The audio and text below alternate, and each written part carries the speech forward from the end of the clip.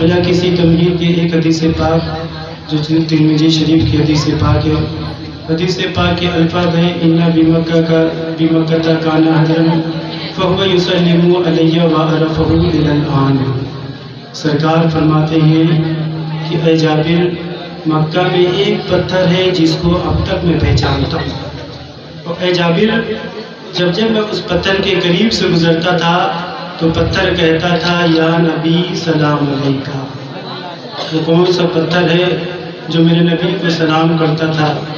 رئیس المحققین محقق الاطلاق سیدنا محدث دہلوی فرماتے ہیں ہما حجر اسود است، وہ پتھر جو ہمارے نبی کو سلام کرتا تھا وہ حجر اسود ہے۔ کون سا حجر اسود؟ وہی حجر اسود جس کو حاجی صاحبان جس کا بوسہ لیتے ہیں، چومتے ہیں۔ لیکن میں پوچھنا چاہتا ہوں کہ خانہ کعبہ میں اور بھی بے شمار پتھر تھے، لیکن نبی نے سب کو باہر کیوں کر دیا اور حجر اسود کو اندر کیوں کر دیا؟ اس لیے کہ بقیہ پتھر میرے نبی پر سلام نہ پڑھتے تھے تو انہیں خانہ کعبہ کے باہر کیا گیا، اور حجر اسود نبی پر سلام پڑھتا تھا اس لیے اسے خانہ کعبہ کے اندر کر دیا گیا۔ مسئلہ حل ہو گیا کہ جو اب نبی پر سلام نہ پڑھے اسے شریعت کے باہر کیا جائے، اور جو نبی پر سلام پڑھے اسی کو شریعت کے اندر کیا جائے۔ اسی لیے تو ہم سنی کہتے ہیں مصطفیٰ جانے رحمت پہ لاکھوں سلام، شمع بز میں ہدایت پہ لاکھوں سلام، اور ڈال دی قلب میں عظمت مصطفیٰ سیدی اعلیٰ حضرت پہ لاکھوں نعرہ تکبیر، نعرہ رسالت، مسلک اعلیٰ حضرت، فیضان اعلیٰ حضرت، کلام اعلیٰ حضرت۔ سلام کی ہے تو ایک بات میں آپ کو اور بتاتا چلوں کہ ابھی حال ہی میں سعودی کے مفتی نے فتویٰ دیا، اور فتویٰ کیا تھا کہ معاذ اللہ ثم معاذ اللہ، کہنے لگے کہ وہ نبی پاک صلی اللہ علیہ وسلم کے مزار پاک کو مسجد نبوی سے منتقل کر دیا جائے، ہٹا دیا جائے۔ لوگوں نے پوچھا کیوں؟ بولے اس لیے کہ مسجد میں مزار میں رہنا یہ بدعت ہے، یہ شرک ہے۔ پوری دنیا سے سنی علماء نے اتنا احتجاج کیا اس سعودی کے مفتی کے فتوے کو لغو نہ کیا، بولا کہ یہیں پر رہنے دو۔ لیکن ہمارے اعلیٰ حضرت نے کیا فرمایا؟ محبت سے بولیے نا ایک مرتبہ، مسلکی اعلیٰ حضرت تحریر فرماتے ہیں کہ سنیوں اپنے قسمت پر ناز کرو، ہم یہاں پر گنبد خضرا کی زیارت کرتے ہیں، یہی گنبد خضرا کل قیامت کے دن جنت میں رکھا جائے گا، ہم سنی جنت میں بھی گنبد خضرا کی زیارت کریں گے۔ اعلیٰ حضرت سرکار فرماتے ہیں حاجیو آؤ شہنشاہ کا روزہ دیکھو، کعبہ کو دیکھ چکے اب کعبے کا بھی کعبہ۔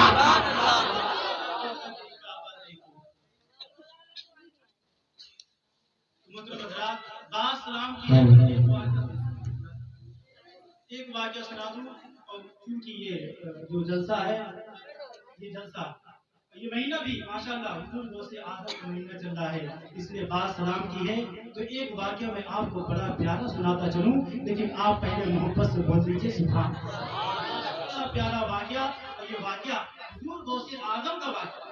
حضور غوث اعظم کی عمر شریف تقریباً 6 سال کی تھی۔ حضور غوث اعظم 6 سال کے تھے تو حضور غوث اعظم کے دروازے سے ایک مرتبہ ایک بوڑھی عورت کا گزر ہوتا، بوڑھی عورت گزر رہی تھی، اچانک عورت نے حضور غوث اعظم کے گھر والوں کو سلام کیا تو حضور غوث اعظم جواب دیتے ہیں وعلیکم السلام وعلیکم السلام۔ تو بوڑھی عورت نے پوچھا کہ اے غوث اعظم میں نے تو آپ سے صرف ایک سلام کیا اور آپ ایک سلام کا 2 جواب کیوں دے رہے؟ 2 جواب کیسا؟ تو حضور غوث اعظم ارشاد فرماتے ہیں اے بوڑھی عورت سنو، بات یہ ہے کہ 6 سال پہلے تم میرے دروازے سے گزر رہی تھی اور تو نے میرے گھر والوں کو سلام کیا تھا، تو اس وقت تیرے سلام کو کسی نے نہ سنا، کسی نے جواب نہ دیا، تو اس وقت اتفاق سے میں اپنے ماں کے پیٹ میں تھی، میں ماں کے پیٹ میں تھا تو میں ماں کے پیٹ کے اندر سے تمہارے سلام کو سن لیا تھا۔ میں نے چاہا کہ جواب دے دوں، لیکن میں نے سوچا کہ کہیں ایسا نہ ہو کہ میری ماں ڈر نہ جائے، اس لیے میں نے جواب نہ دیا۔ اے بوڑھی عورت سنو، پہلا سلام 6 سال پہلا والا ہے اور اب دوسرا سلام آج ایمان سے بتائیں کہ جب غوث اعظم ماں کے پیٹ میں رہ کر کے سلام کو سن سکتے ہیں تو غوث اعظم اپنے قبر میں رہ کر کے ہم غلاموں کی آواز انشاءاللہ تبارک و تعالی اس کے بعد میں اپنی جگہ لے لوں گا. بخاری شریف جلد اول اور صفحہ نمبر 395 کی حدیث پاک ہے. حدیث پاک کے الفاظ ہیں انس قال كان النبي صلی اللہ علیہ وسلم احسن الناس واشجع الناس واجود الناس. محبت سے بولیے سبحان اللہ. بڑی پیاری حدیث. لیکن اس کا ترجمہ کروں اس سے پہلے بات غوث اعظم کی تھی تو اعلیٰ حضرت کے ایک واقعہ اس کے بعد انشاءاللہ تبارک و تعالی تقریر مکمل.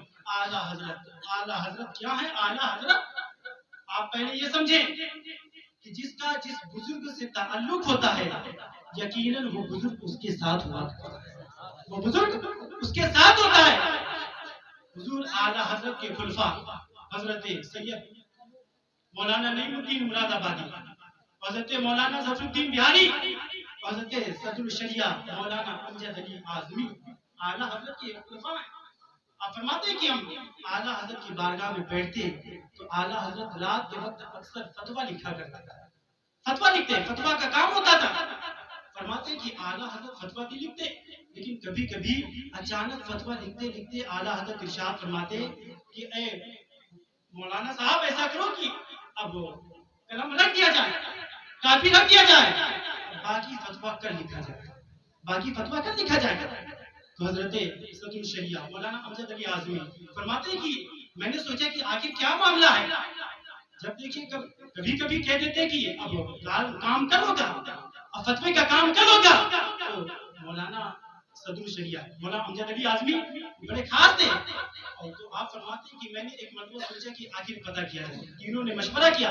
فرماتے ہیں کہ ایک مرتبہ ہم اعلیٰ حضرت کی بارگاہ میں بیٹھے تھے، فتویٰ لکھا جا رہا تھا کہ اچانک اعلیٰ حضرت ارشاد فرماتے ہیں کہ ایسا کرو کہ اب کتابیں بند کر دو، اب باقی کا فتویٰ کل لکھ لیا جائے گا، باقی کام کل ہوگا.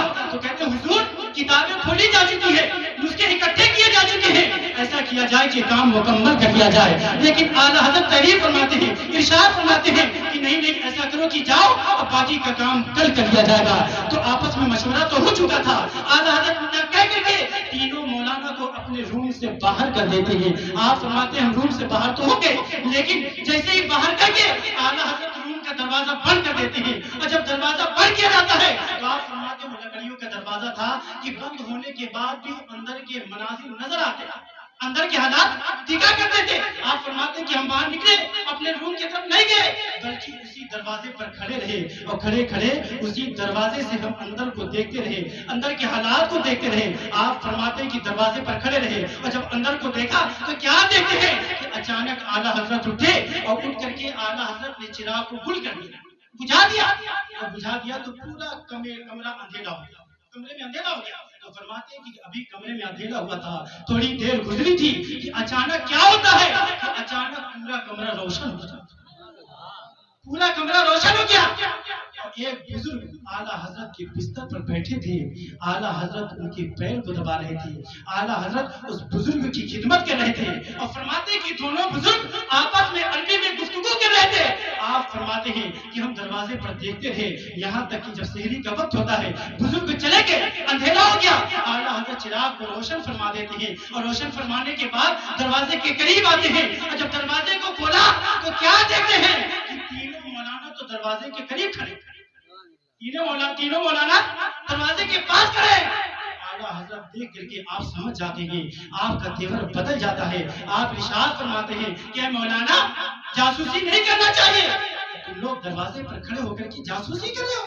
تو فرماتے ہیں کہ ہم نے پہلے سے پلان بنا لیا تھا، پہلے سے پروگرام بنا لیا تھا کہ کرنا کیا ہے. تو فوراً مولانا سید نعیم الدین مراد آبادی کو آگے کر دیتے ہیں، اس لیے کہ وہ آل رسول تھے، سید تھے اور اعلیٰ حضرت آل رسول کی بڑی قدر کیا کرتے تھے. جیسے ہی آگے کرے فوراً حضرت مولانا سید نعیم الدین مراد آبادی آگے بڑھ کر کے اعلیٰ حضرت کے دامن کو پکڑ لیتے ہیں اور پکڑ کر کے عرض کرتے ہیں کہ حضور آخر بتایا جائے معاملہ کیا ہے، آخر بتایا تو جائے، آخر حقیقت سے پردہ ہٹا دیا جائے.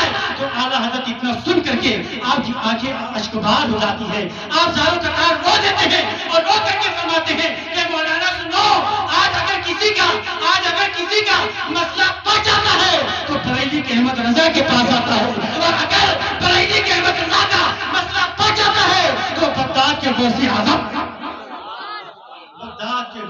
आजम को याद करने का है। अल्लाह पर सच्ची बात, मैं आखिरी बात कह दूं, मैं बताना ये चाहता हूँ कि आला हज़रत सिर्फ एक आलिम नहीं और सिर्फ एक वली नहीं, बल्कि अपने दौर के नायबे गौसे आजम थे। तो अभी हदीस का तर्जुमा बाकी रह गया। हजरत बैठे हैं, मैंने बड़ी जुर्रत की हजरत के सामने इतना बोलने की। पहले के मौला की बारगाह में दुआ करता हूँ कि अल्लाह तबारक व तआला हम तमाम मुसलमानों को हक बात सुनने और इस पर अमल करने की तौफीक अता फरमाए। अस्सलाम वालेकुम व रहमतुल्लाहि।